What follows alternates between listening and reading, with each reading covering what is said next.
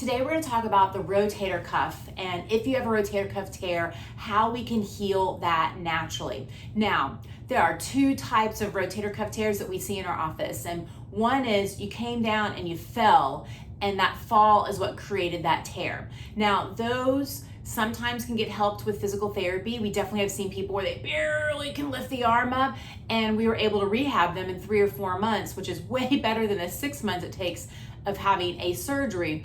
But today we're going to talk about the second type, the degenerative type. And this is what happens commonly with people as we get older. We get degenerative changes that happen to our body. It's just kind of like we get wrinkles on our face. It's just what happens as we get older. But does that mean that you need to have surgery? And I'm just here to tell you that no, you don't. Most of the time when someone comes in and they're like, I'm not sure what I did, I just started hurting. These are the cases that almost always can be solved if you can find a really good physical therapist. But that's the part that we're going to be talking about today. So what is a rotator cuff? The rotator cuff muscles are the deepest muscles in the shoulder. They really help stabilize the shoulder.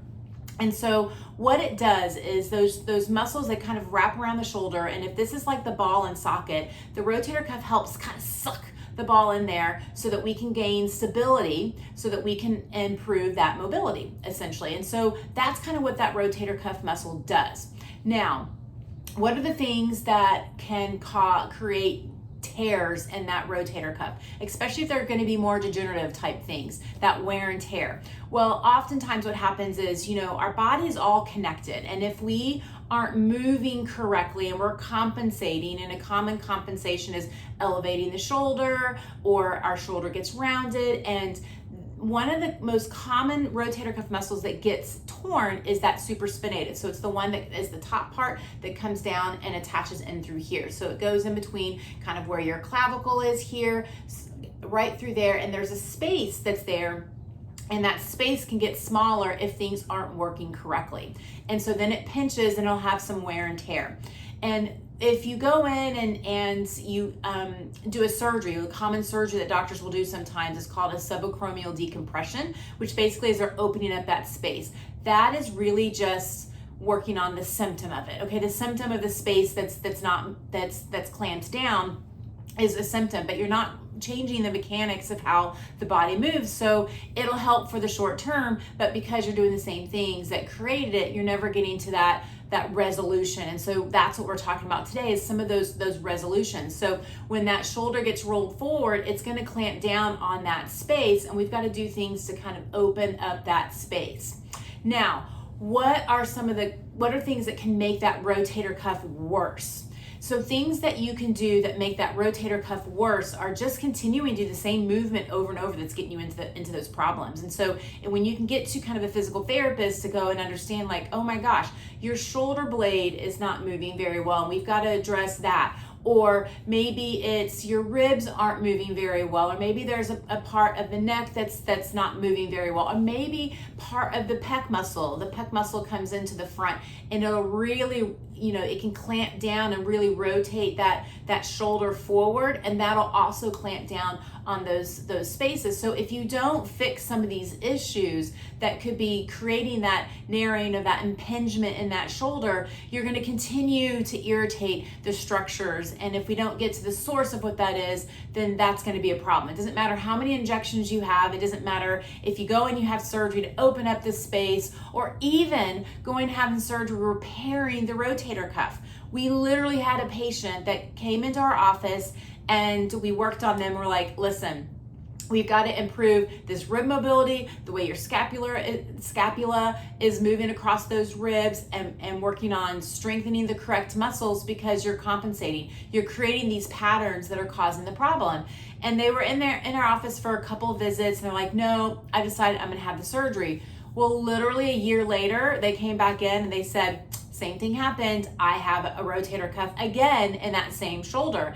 And we're telling them, yes, because all these other issues that you aren't working on, you still have, even after the surgery, which is why you have to fix what is really going on. So things that can make it worse are not improving the patterns that you are doing daily that are creating some of those issues, that are making that shoulder round forward, that are clamping down on that space that is harming that rotator cuff. So the big 4 things that help is looking at rib mobility in the back, improving your scapular mobility. So the scapula has to move down and in, and if those ribs are stuck, it'll get stuck out here. Other things, the reason why it gets stuck out here, then guess what happens? You round out through here, you end up using the rotator cuff muscles back through here that attach into that shoulder blade, the border of that, and you end up using your pec more. And that's really common that when you have some tightness through here, one of the referral patterns that happens is it goes into that arm. So you'll feel it into this arm and it doesn't feel very good. So that's one of the areas that you'll typically feel your pain when you have a rotator cuff problem or you have mobility issues and compensation that's happening in that shoulder. Other common areas that you'll see is in the front. You'll feel it in the back and you can feel it down the side, but they're all from compensation, from like you recruiting through the front a lot more, recruiting back through here, and not recruiting in where those shoulder blade muscles are to bring that shoulder down and back. And those are really common problems that we see in our office when people have rotator cuff issues. So what are some things, how long does it heal from something like this? Well, when the mechanics are off, it doesn't take very long. I mean, we've had people that were in line for a rotator cuff surgery and we're like, please, please, please come in so we can evaluate you, and found out that there was a lot of mechanical things within the ribs and the neck and the shoulder blade that weren't working very well. But literally within 3 visits, they were like, I'm canceling the surgery. And within 6 weeks, they were like, I'm back to feeling amazing. And so it doesn't take long if the mechanics are the things that are off. Now, if you fell and had a rotator cuff injury that way, that can take a lot longer because you have to allow the inflammation to go down, and then it's a gradual buildup of that strength. You have to remember the rotator cuff, the muscles and the tendons have a blood supply. So even if they have a partial thickness tear, because there's a blood supply that goes there, and if you improve the mechanics, you will get healing. And we've even had people that have had a rotator cuff tear and we saw them for an issue and we knew that it was torn. They're like, I just want to rehab as much as I possibly can before because I can't have the surgery until this date. Well, he had rehabbed enough that when they went in and did the surgery, it was a minimal surgery compared to what the MRI had shown because he had so much healing. They could see the healing that had happened from just the rehab that we did. So I'm here to say it's possible to get back. But on average, you're looking at like probably 6 to 8 weeks that you can get things functioning so much better to where you can get back to feeling good again. That is way less time than having the surgery, which is like 6-7 months, and it's the first 2 months are miserable because you literally are lying in a chair. You can't sleep on a bed. You're in a chair that allows you to kind of recline a little bit, and you're not getting good sleep. You're hurting all the time. You can't use your arm. It's miserable. It's not a good surgery. So if there's any way that you can possibly stop you from having to do that, it's amazing. So what are some of the common prescriptions that we see from doctors? So one of the things that they'll do is they'll take a picture, you have a rotator cuff, and they'll basically say, okay, so let's do an injection. Let's see if that'll help with the pain.